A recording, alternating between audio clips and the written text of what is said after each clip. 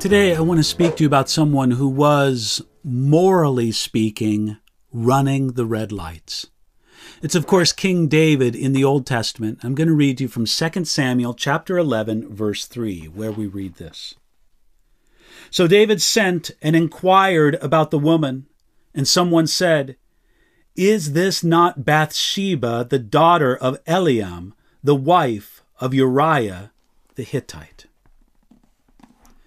King David was the greatest monarch ancient Israel had. David backslid more than once in his life, but 2 Samuel 11 describes what most believe to be his worst season of shame.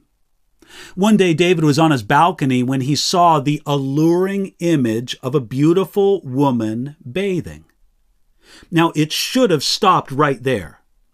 It might have been that David's worst sin was entertaining a lustful image and impure thoughts, if he had stopped then. But he didn't. David went further, and in 2 Samuel chapter 11, verse 3, we see him take deliberate steps in the wrong direction. Verse 3 tells us, "So David sent and inquired." David could have ended the temptation on his balcony. Instead, he put himself into a more tempting situation by following up on this attractive woman.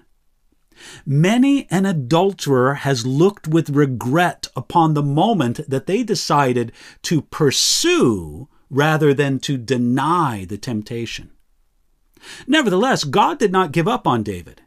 In the midst of this downward spiral, God gave David a red light, a warning telling him to stop immediately.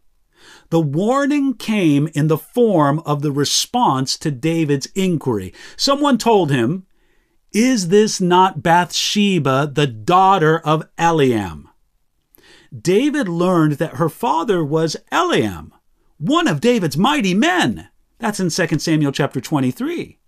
As a matter of fact, her grandfather was Ahithophel, one of David's chief counselors. You'll find that in 2 Samuel chapter 23.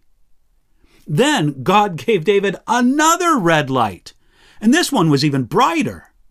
David was told that the woman was the wife of Uriah the Hittite.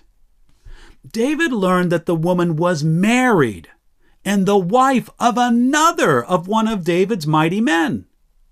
David should have received the news of the woman's identity as a warning.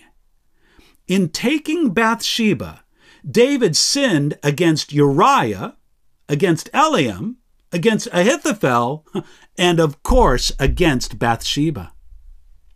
Tragically, David ignored God's warning signs and didn't stop when God gave him a way of escape. Even worse, David used God's warnings as an occasion to sin. He pressed the gas pedal and sped through the red lights. When David heard the beautiful woman's husband was away in battle, it made the temptation stronger. David committed adultery in his heart up on the roof. Now he knew that he had an opportunity to commit adultery in practice. Adultery in the heart and mind is bad. Adultery in practice is far worse. In his great love and mercy, God gave King David many warning signs and opportunities to stop his sinful course. That same love would sustain David after the sin, restoring him after confession and repentance. We can be sure that David wished he had listened to God's loving warnings before the sin. God's great love warns us and provides us a way of escape in temptation. So let me ask you a question. Today, are you running red lights?